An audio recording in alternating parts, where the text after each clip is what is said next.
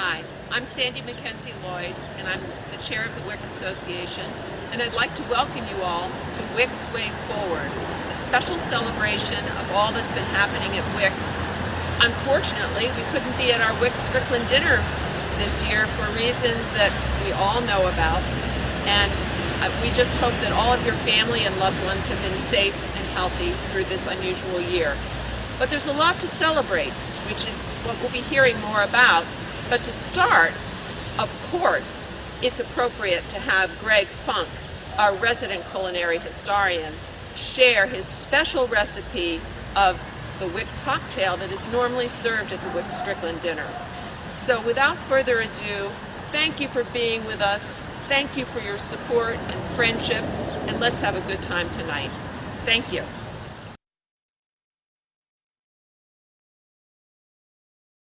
My name is Greg Funk. I am a volunteer and docent and culinary historian here. 2 years ago, along comes the Wyck Strickland dinner, and the committee asked if we could follow current fashion and come up with a signature cocktail. The answer, of course, was yes. I'll be walking to the education building in a couple minutes, and I'll be walking you through that cocktail.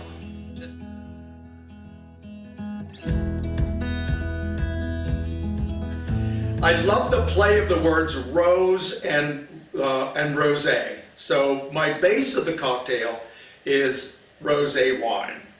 My second thought was to play historically. Laird's is the oldest distillery in America. They're in New Jersey in Monmouth County. At that point, the cocktail needed a lift. Everybody loves citrus. So the lift flavor in this cocktail is lemon made with a simple syrup. I'm going to walk out to the education shed, and we're going to make that cocktail. I'll walk you through it. So come join. We've now come out to the education building, and I'm going to show you how to make that simple syrup and combine it with the alcohol, and we'll make a cocktail. So let's start with the syrup. I have peeled 2 or 3 lemons, and I'm going to combine those in a processor with 1 cup of sugar. It'll surprise you when you peel those how oily the lemons really do feel in your hands, and you'll see that when the sugar breaks it up as well. We're going to make some noise.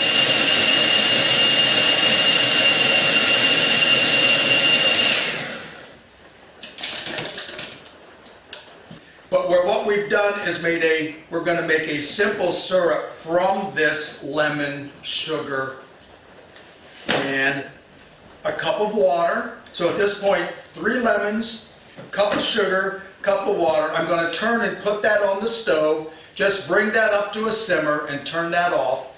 Cover that and let that sit overnight. You can make that ahead, pop it in the refrigerator. It'll keep for a couple weeks. So we've got that syrup. What I'm going to do is, in a shaker, I'm going to put the alcohol in first so that we can get up proportions. So it's 3, 2, almost 1. So think 3 cups to 2 cups to not quite a cup. I'm looking at 3 goes there, 2 goes of Applejack. You can eyeball that. And less than 1 of the simple syrup. I'm going to put ice in there, and then this is sort of always the fun part in a bar, you know, when a bartender starts showing off a little bit. We're going to shake that. So this does work if you like it on the rocks, but we're going to do this, we're going to strain this up into my martini glass.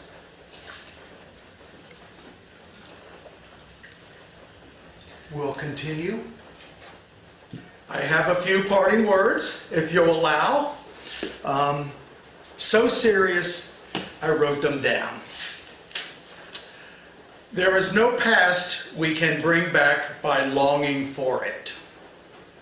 We are aware of our enormously important historical significance here at Wyck, in Germantown and in Philadelphia. That is the past. Our work is in the future. We have work to do. I thank those who have given time and talents already. Now it's your turn. Please join us. I hope to see you at Wyck beyond the New Year teas and the Rose Festivals. Wyck will be open, the roses will bloom, and the farm will sprout and grow. So, friends, I will see you next year at Wyck Strickland. Together we will bend the elbow.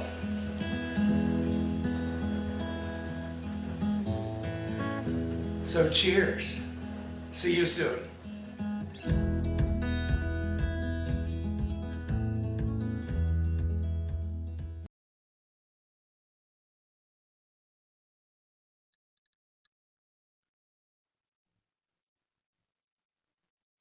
Hi everyone, thank you so much for joining us tonight. I hope you have your cocktail in hand because there is much to celebrate.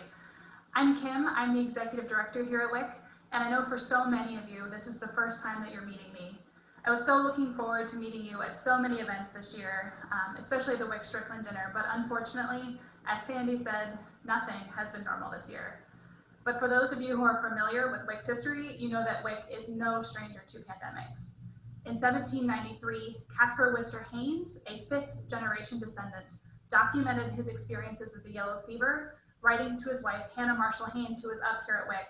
Caspar was down at the downtown house.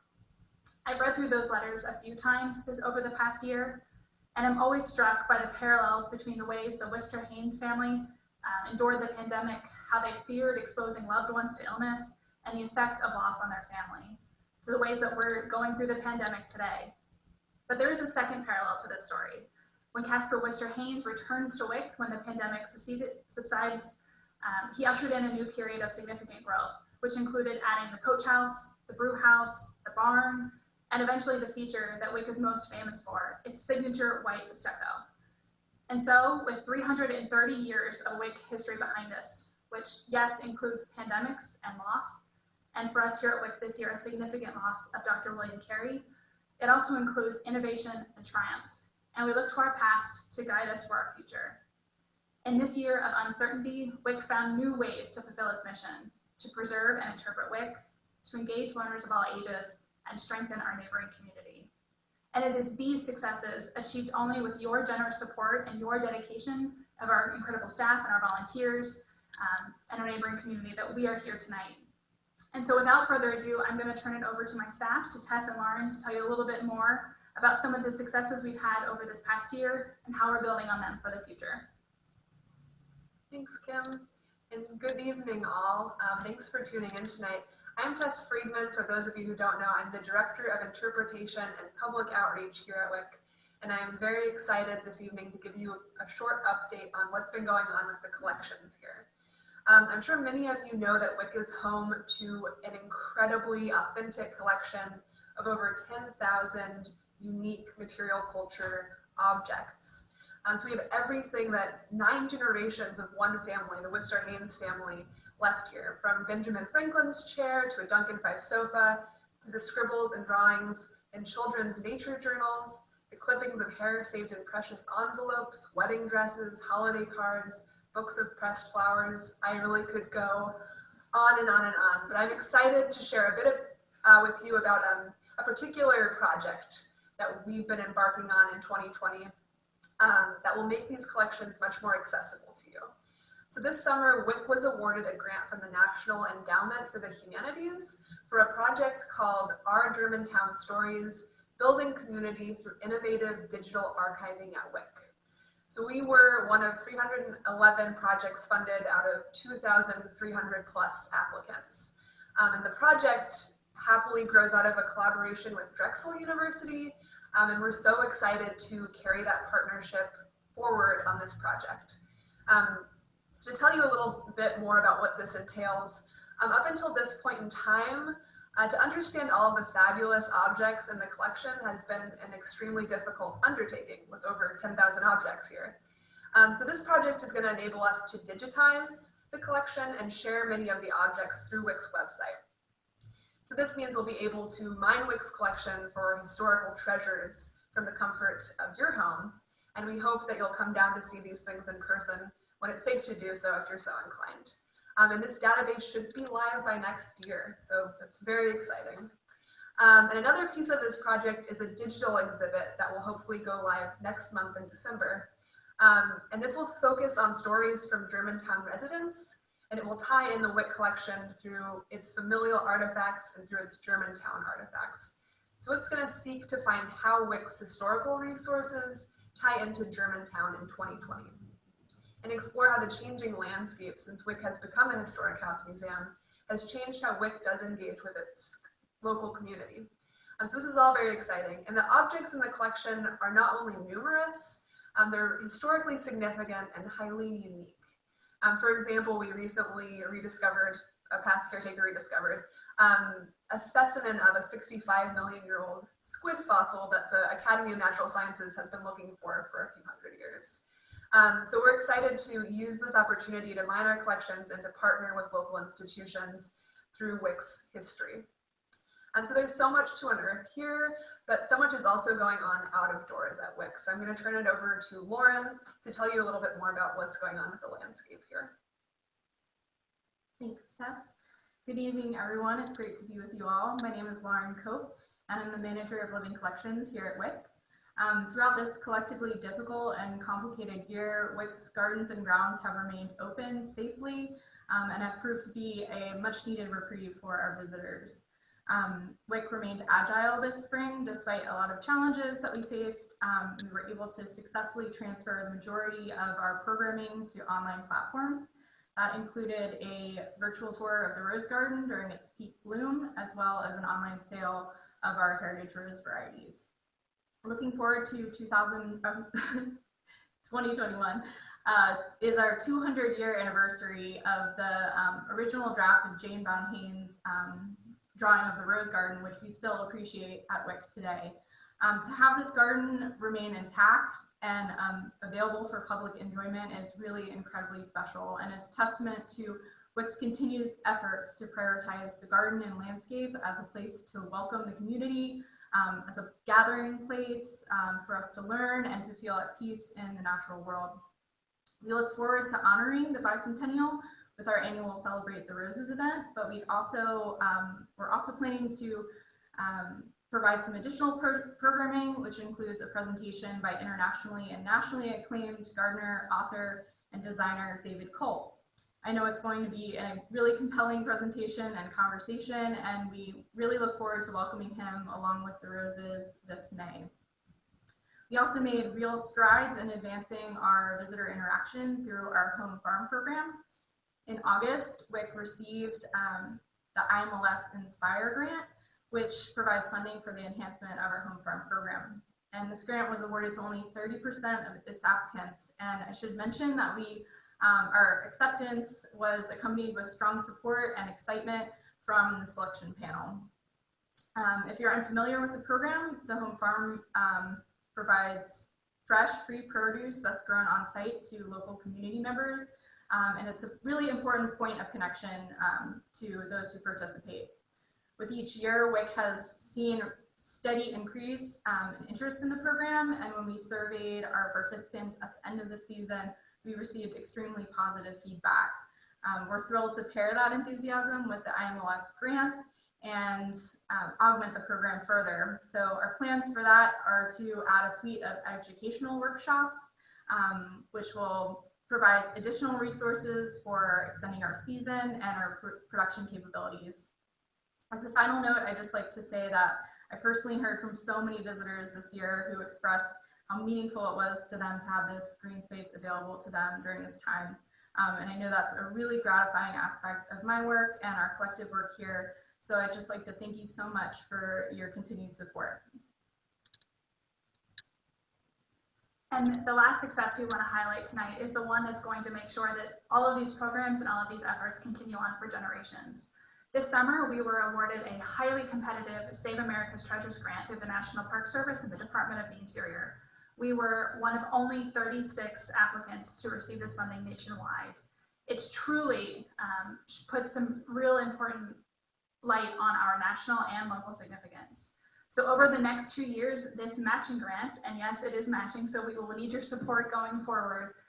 We will transform the exterior of the house, restoring the Rose Garden Arbor after we celebrate its 200 years. We're going to be redoing Casper Wister Haynes's white stucco, sort of after the pandemic, in a full circle of making our history carry us forward. And we're going to be redoing our windows so that the full light can come into the house.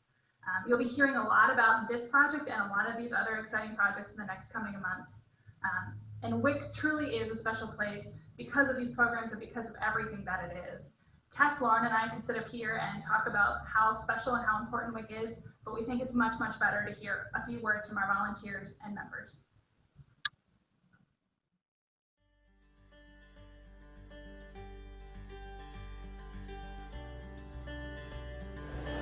Not everybody knows we have the oldest rose garden in the United States, and we have a 1600s house with some additions to it. And just to spread the word, it's very peaceful here, and it's a real pleasurable spot to come and visit, and it's a treasure for Philadelphia, and we need more people to know about what a special place Wyck Historic House is.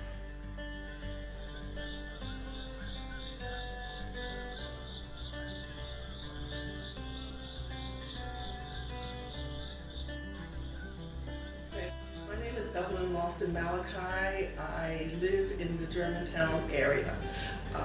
One day last spring, I received a phone call from a friend that asking me if I would like to come to a historical garden and volunteer. Since I was retired and had plenty of time, I said sure. Little did I know that I was going to end up here at the Wyck Farm Club, and it was an amazing surprise. I visited Wyck previously just as a visitor, but never thought that I would be in the position to be volunteering at the Farm Club. It was wonderfully socially acceptable, but also an oasis right in the area which I lived. During my experience here at the Wyck, I've had the opportunity to go throughout the neighboring surrounding community and remind people and inform people of the opportunity that Wyck presents. It has not only the farm club, but it has a wonderful rose garden. It is a place where you can sit when it's open. You can sit and just meditate, just take in the sights. It's a wonderful environment and meet new people. One of the things that I like about Wyck, and it probably runs on 2 tracks, it's a reason why I volunteer here, but it's also a reason why I think Wyck is a historic site that's worth saving, worth visiting, worth preserving for future generations, is that Wyck operates on a number of different levels. You can go to other historic sites that are just an old house. Well, we got old houses out the wazoo in Philadelphia. Wyck is that old house that really tells the story of a family. It's a house that I think all of us could identify with. But then it's more than just a house, and other historic sites don't have more than just a house. Wyck's got the rose garden that it's famous for. Oldest rose garden in the United States in its original plan, as we say on the tour. And it's beautiful, and it's been recently restored. We just put in, I had nothing to do with it, but just put in a whole bunch of boxwoods that recaptured the original plan and the outline of it. It looks gorgeous. So Wyck's got the house. got the rose garden. But wait, there's more, also without sounding too corny. It's got the farm aspect of it. So there's a huge vegetable farm that we run the Home Farm Club with and the Foodways program. Not all sites have a farm on site, and the various outbuildings. And then something I knew nothing about until I moved to Philadelphia, this whole notion of Quaker tradition and the Quaker values. So I've come to learn and appreciate a little bit about that whole aspect of how people led their lives. And that's something that pervades the history of Wyck. And I'm not sure if all historic sites in Philadelphia offer that. I had decided that I really wanted to be engaged in the living history of the city of Philadelphia, being this World Heritage City and historic Germantown having this rich history as what I say, the birthplace of American freedom and action with the first written protests against the enslavement of indigenous and African American peoples. It felt like this place resonated with some of the core things that I was about and that my family was about. So seeing a place like Wyck that still had the rose garden, that still had the farm moving in a way that was still engaging the community, seemed like a good fit. And really, once I moved back in 2016, was able to feed my own family from the farm and had to see my daughter run through the aisles, not the aisle, but the rows, the farm rows, and really have her first experiences with food. She's 2 and some change, and the Wyck House Farm is the farm that she knows. It's the farm for her. One of the things that just keeps popping up are the opportunities for involvement and volunteerism here. I'm lucky enough to have, as the culinary historian, to have access to 15 or 20 receipt books. Family passed those down, mother to daughter to men as well in the family. So just having those resources here, the recipes for cookies and macaroons and quarterly meeting pie, and it's just on and on and on. So that's not even the challenge, that's the joy here, is dealing daily with resource material that belongs in the house.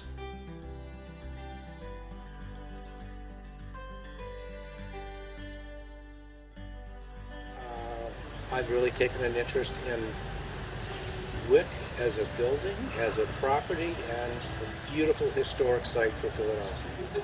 I just like to say that no matter how old or how young that anyone is, that this is a place where you can feel comfortable coming and finding some place, something that would be inviting, and find your niche.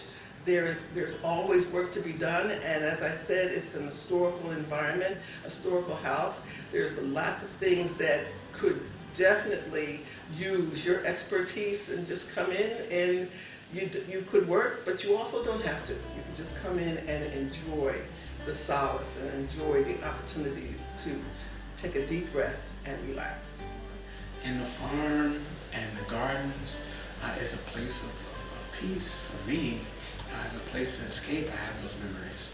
I have the memories of bringing my daughter here from a toddler, from like 6 months or so, and just talking to her about the plants and her smelling the flowers and her being in the sun, you know, seeing other families and meeting other families here, meeting the community here, understanding that what I was experiencing is just an extension of what has always happened in this space.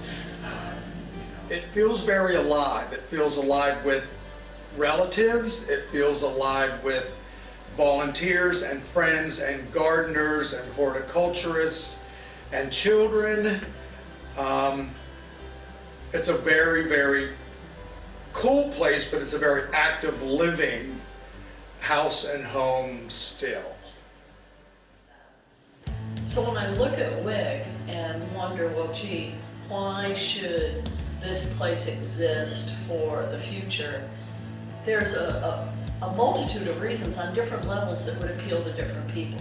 The historic house, and I didn't even mention all of the, what do you call it, like the furnishings and all the various artifacts that the family has saved over the generations.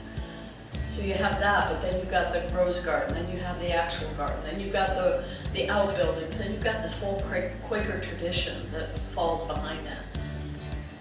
So that sets Wyck apart, I think, and makes a good case for why we should always take care to preserve what's here.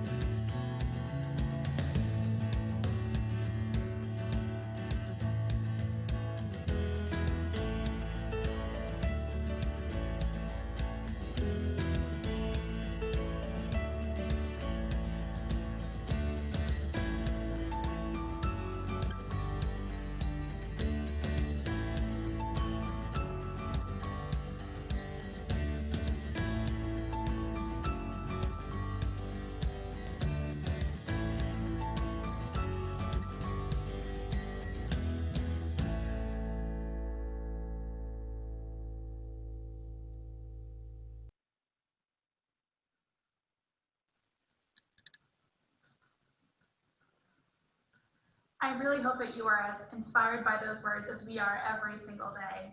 Wyck is not just a historic site. It is a home, it is alive, and what we do here is really important, not just to preserving history, but to our community. If you haven't had a chance to donate yet, I encourage you, please go to wyck.org/donate and help us move forward.